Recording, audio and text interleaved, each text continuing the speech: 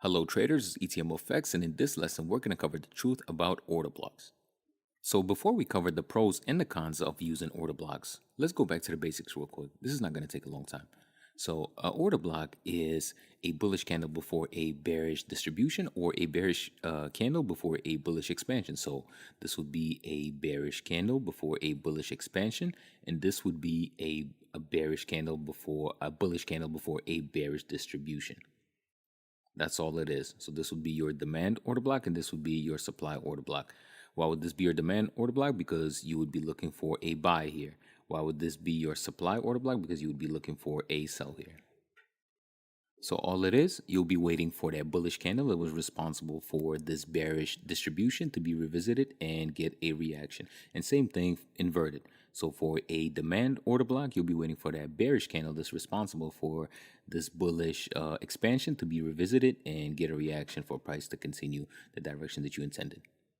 So looking at an order block from a major perspective, it's a part of a totality, which is your base or your shelf, because orders are getting injected in your base or your shelf prior to the order block being formed. The order block is just a specific point of the place where orders were injected. So as you can see, when you see a consolidation, orders are being injected throughout the consolidation, and same with the shelf. So even if it's a swing high, swing above, and price broke structure, the orders already started getting injected once the shelf was being formed. Once the low and the high was determined and price started to drop, the orders were being injected for a sell. So as you can see, a lot of the institutional activity is distributed throughout the base. So it's happening inside of your base. It's not specifically going on in your order block, and you can double check that by checking your time and sales. You'd see that sell orders come in at a greater amount compared to the buy orders way before the order block is being formed. So here you have your order block inside of your shelf. But why are shelves important? Shelves are important because shelves are your higher time frame order blocks. So this higher time frame order block on a lower time frame is your shelf. And as you can see, this shelf right here has enough power to push price as if it was an order block because it is a higher time frame order block. You can see price never reached your order block, and it used the shelf, which is your higher time frame order block, to push price down. And that's when you know you should abandon your level of interest. If this order block right here is in this shelf, and this shelf push price all the way to break structure here and close below, when price comes back to this level is no longer valid. Why is it no longer valid? Because the orders that were in this area right here already used prior to push price lower. So when price does come up here, there's not enough sell orders to reject price. It might reject it a little bit, but price will find a demand level to push price through the level and continue the opposite way. So ideally, what you would want to see is for price to rush through your higher time frame order block, which is your shelf, and head straight for your point of interest and then react. What you wouldn't want to see is for price to react from your shelf and make a sequence of higher highs, indicating that buys were inserted here and price did get pushed up a little bit. Why? Because if buy orders did get used up here, by the time price does react from this level and comes down here, there might not be enough buy orders left in this order block to push price higher. And I'm not saying this is the only way to approach an order block, because there's 100 ways to skin a cat and there's plenty of other methods to approach an order block. But in my opinion, for a beginner, this is the most optimal way. And I'm all for a debate as long as you can prove long-term P&L statements.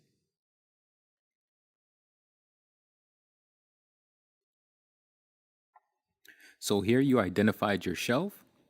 This was your swing low, and this was your swing high, and this is your OB. So what you're waiting for is, you don't want price to come here, react, and then come back to this level. You don't want a break of structure reaction from your shelf. What you would want is either a micro reaction, but not breaking any structure, not showing any intent of selling off, or you would want price to directly attack your point of interest, which is your order block.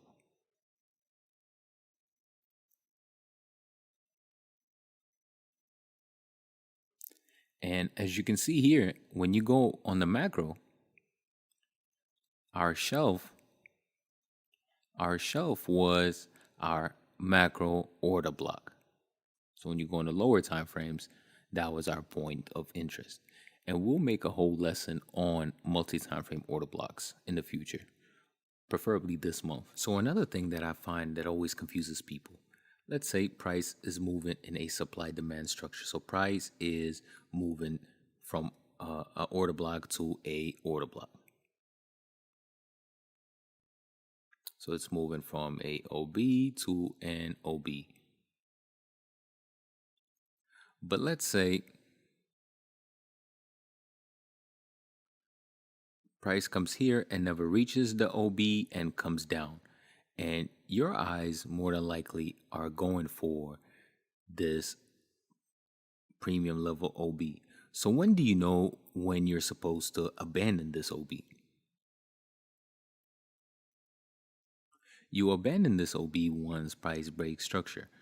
Why do you abandon it once price break structure? Because price might have already reacted from a shelf and used that strength to break structure.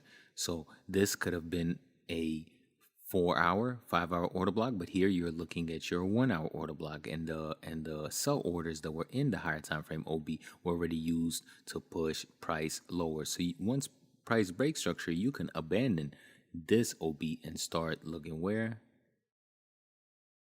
You can start looking at this level.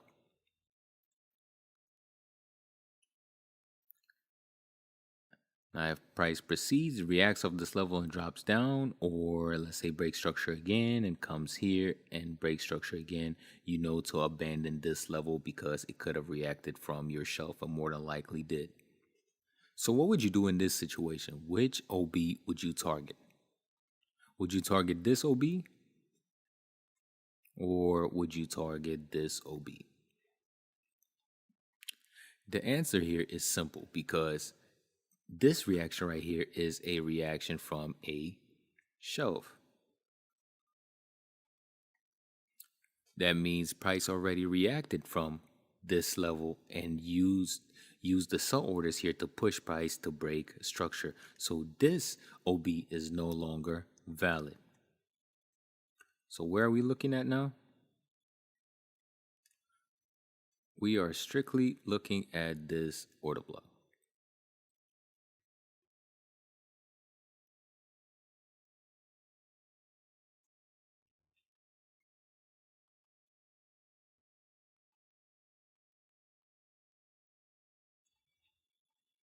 So preferably, your ideal entry using order block would be following a stop hunt, which you would want liquidity to be taken, and in this instant, buyers being trapped for then price to break structure, forming your base, or it could be your shelf. Depends. In this instant, it's a base just because price did try and test the highs of the previous minor swing, and your order block. So what you would want is you don't want your inducement right here to be touching your base or your shelf. You wouldn't want that. Why? Because if price does come up in this area, that means it's already using the sell orders it has to push price lower. So you wouldn't want that. Why? Because let's say the inducement was right here. That means when price does revisit this level, there might not be enough orders here to push price down. But if the inducement that's right here happened away from your base or your shelf, that means the order block is still valid.